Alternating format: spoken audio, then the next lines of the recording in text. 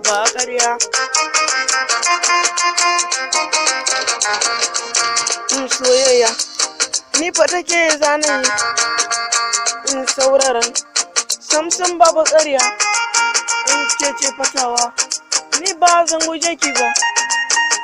Soyayya ce amana ce ki saurari zance na don ke ne nake zama a rayuwar nan. Lafazi so ke ce zanawa kar da ki tsorata kan so da fargaba zana bakiya dukkan kai da mallaki na aminta da niya ki zauna da niya ina wafa tare da ke har zuwa mutuwa ba ma tsufa.